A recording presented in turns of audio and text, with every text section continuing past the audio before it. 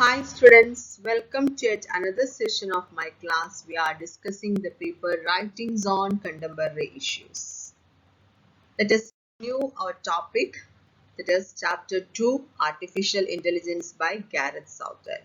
In the last class, we discussed about the introductory part of this chapter, Artificial Intelligence. We discussed about what you mean by the term Artificial Intelligence and some points regarding this concept. Let us continue the chapter. Today we are going to discuss about the area computers outperform humans. Let us discuss in detail. Yes, according to our author Gareth Southwell, how these computers outperform humans. Let us discuss in detail. In one sense, of course, artificial intelligence, that is in abbreviation AI, is a fact. Yes, to some extent we can say that this artificial intelligence is a fact. It is not an imagination, it is not an assumption. It is a fact because we are living in such a world.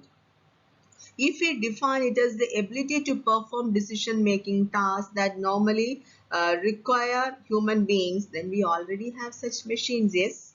If we define this artificial intelligence as the ability to perform decision-making tasks that normally require human beings, then we already have such machines. You all know that human beings have certain capacity or ability to take proper decisions at the right time or perform such a task, etc. So if we define this concept, artificial intelligence, as the ability to perform decision-making tasks that normally occur human beings, then we already have such machines, yes. If we define this concept as the ability to perform decision making, then we already have such machines. The stock market crash of 2010 was actually blamed on over-reliance on computer programs that employed algorithmic trading, where stocks were bought and sold at a rate that no human beings could feasibly keep track of.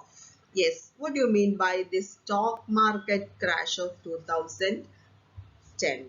Stock market crash means is a sudden decline of stock prices across a major cross-section of a stock market and resulting in a significant loss of paper wealth. That is stock market crash. So the stock market crash of 2010 was actually blamed on over-reliance on computer programs. We all know that this functioning of the stock market is purely depend on the softwares and the computer programs, and the decline of the stock market of 2010 was actually blamed on, according to our author, it was actually blamed on, or it was a result of over reliance or over dependence on computer programs that employed algorithmic trading, where stocks or the products were bought and sold at a rate that no human beings could feasibly keep track of. Feasibly means practically. That means, yes, this process is going on in such a speed. That is stocks were, that is the products were bought and sold at a rate that no human beings could feasibly keep track of. That means everything, that functioning of the stock market, it was purely based on computer programs or these machines, and that functioning was going on in such a speed that, or such a rate that no human beings could feasibly or practically keep track of. And here our author blamed that the decline of stock market of 2010, it was actually blamed on over reliance or over dependence on, or that is depending too much on these computer programs. Then, adoption of these methods was encouraged by tests in which machines appeared to outperform human subjects, not only in terms of speed but income generated. But nowadays we can see that our society adopted these methods. Adoption of these methods was encouraged by tests in which machines appeared to outperform these computers or the programs or the softwares, they appeared to outperform. Outperform means perform better than or more than human subjects. not only in terms of speed but also in the case of income generation. But what does this actually mean? Yes, our author is asking a question. What is the meaning of this? But what does this actually mean? First, we should remember that computers are programmed by humans. First, we should understand that all these machines, all these softwares, all these programs were, yes, developed by humans. We should remember that computers are programmed by humans. Their intelligence in one sense is therefore partly an embodiment of the intelligence of the person, or usually teams of people who developed the program. Yes, their intelligence, that is the intelligence expressed by these machines or the softwares or the programs. Their intelligence, to some extent we can say that their intelligence is therefore partly an embodiment or the reflection of the intelligence of the person behind this program, or the person behind the development of that particular machine, or usually teams of people who develop the program. That means, so the true intelligence means it is the intelligence of the human beings. That is the first point that our author has discussed here. That is, we should remember that computers are programmed by humans. Their intelligence in one sense is therefore partly an embodiment of the intelligence of the person, or usually teams of people who develop the program. To say a computer is intelligent is therefore partly a reflection on the human ingenuity that makes it appear so. So, we can say that a computer is intelligent means it is a reflection on the human ingenuity that makes it appear so. That means the intelligence of computer means it is the true intelligence of a human being or the person behind the development of that particular machine or the program. Then second point he discussed here is that is computers have been outperforming humans almost since they were invented. Yes, computers have been outperforming humans since they were invented. In fact, that's why they were invented.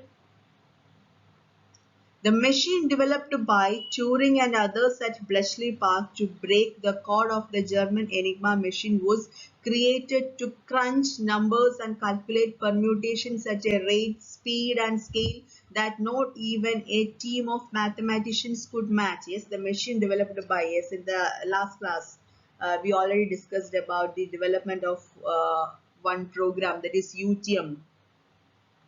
The machine developed by Turing and other, yes, uh, scientists at Bletchley Park to break the code of the German Enigma machine. It was created to crunch or to calculate or to process a large quantity of information. Crunch, that is crunch numbers and calculate permutations. That is a, yes, that is a program that calculate permutations at a rate, speed and scale that not even a team of mathematicians could match. But even the humble calculator, that is a symbol or a humble calculator, outperforms the majority of humans in this regard. That is the calculating permutation, that is the counting of numbers in a large scale, etc. Even a humble calculator can outperform the majority of humans in this regard, that is the calculation. Yes. Here the author is asking one question, that is, should we feel humiliated by this? Should we feel ashamed of this? No. In 1997, then world chess champion Gary Kasparov was beaten by the computer Deeper Blue. Yes, please note that for one mark question it is important. In 1997, then world chess champion, his name Gary Kasparov, he was beaten by or he was defeated by the computer Deeper Blue. Please note that name. Yes, this Gary Kasparov was beaten by the computer deeper blue in 1997. Some saw it as a watershed moment in human history. Yes, some people considered it as a turning point or a historical moment in human history because yes, the world chess champion was beaten by a simple computer that is named Deeper Blue. So many people they considered it as a historical moment or a turning point and considered we were now second best, that is second to these machines or computers, and the first position occurred by these machines. And according to our author, it was only a matter of time. It was existing only in a short period or a certain time period before we entrusted the running of all our affairs to the computers. But I think the more significant fact is that the year before, Kasparov had beaten the previous incarnation Deep Blue, that is, that a single human mind unaided could defeat a machine. Every significant chess game ever played loaded into its data banks and representing the combined efforts of a team of experts working for years. That I think is more humbling. According to our author, he explained the true reality behind this chess game. That is, according to our author, the most significant fact is that the year before Kasparov had beaten by this computer, that is Deeper Blue, that is a single human mind unaided could defeat a machine. Every significant chess game ever played loaded into its data banks. The Deeper Blue, that computer, yes, it contains all data including chess games. That means every significant chess game ever played, that all moves or all chess game that ever played had loaded into its data banks. That means representing the combined efforts of a team of experts working for years. That is Deeper Blue. According to our author, that I think is more humbling. So in the above passage, he asked us one question, that is a simple calculator can outperform the majority of humans in the case of calculation or calculating permutations, etc. And he is asking one question, should we feel humiliated by this? And in next passage, he quoted one incident that a world chess champion was beaten by a computer named Deeper Blue. And here he revealed the true reality behind this um, computer program. That is, this Deeper Blue, it was loaded with all data regarding chess game and every significant game that ever played, that is loaded into its data banks. That means representing the combined efforts of a team of experts working for years. That is Deeper Blue. And the opposite side is just a single mind unaided with any such technicalities. According to our author, this is more humbling. That I think is more humbling. The fact that computers can outperform us is therefore no more significant than the fact that a spade can outperform the human hand.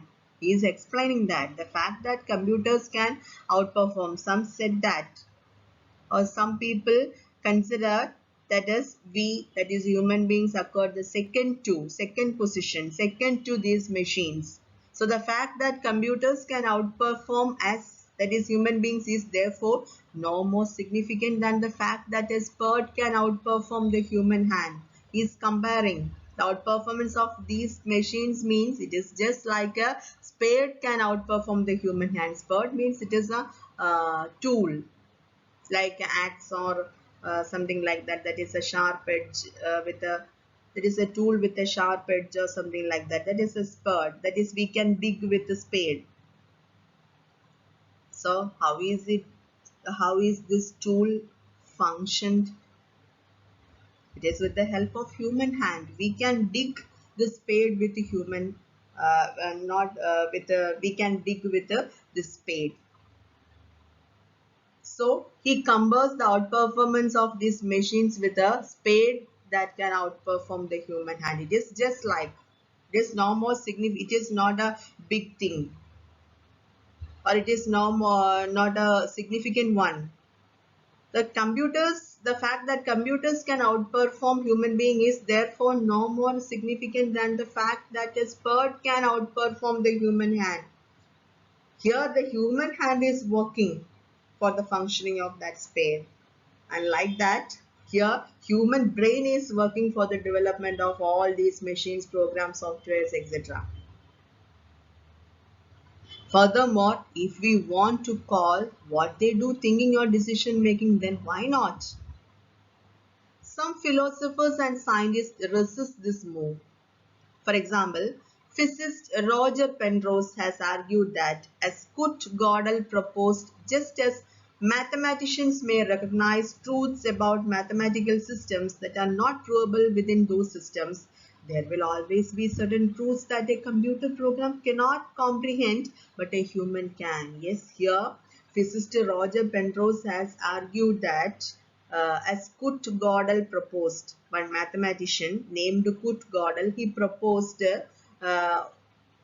one idea, that is, just as mathematicians may recognize truths about mathematical systems that are not provable within those systems, like these computers or certain programs or something like that. That means certain some mathematicians may recognize certain truths, some important truths about mathematical systems that are not provable within such systems or those systems.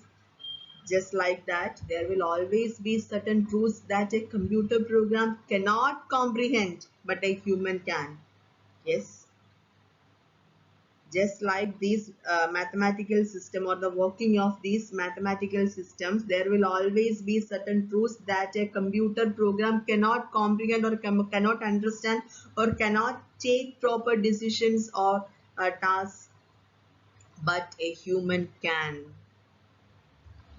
Some therefore resist the temptation to say that computers can think in the fullest sense. Yes, some therefore resist the temptation to say that computers can think in the fullest sense. However, there are other people, or there are others who are happy to concede or to stay in this position of weak artificial intelligence, but deny the stronger possibility. Stronger possibility, that is strong artificial intelligence, that machines can be conscious. So some people resist the temptation to say that computers can think in the fuller sense. We can understand that it's functioning. It is its functioning is purely based on this human intellect, what we programmed here, or what we have given to that particular machines. Its functioning or its working is purely based on that human intellect. So some people resist the temptation to say that computers can think in the fullest sense. However, there are others who are happy to concede this position of weak artificial intelligence, but oppose the stronger possibility, that is strong artificial intelligence, that machines can be conscious. I think all of you understand this session, that is, we are discussing artificial intelligence by Gareth Southwell. I think all of you understand this session. Thank you. There is a homework for you. The homework questions, please note down the questions and write down the answers. What is the key concept that led to the development of the modern computer? And expand UTM and AI.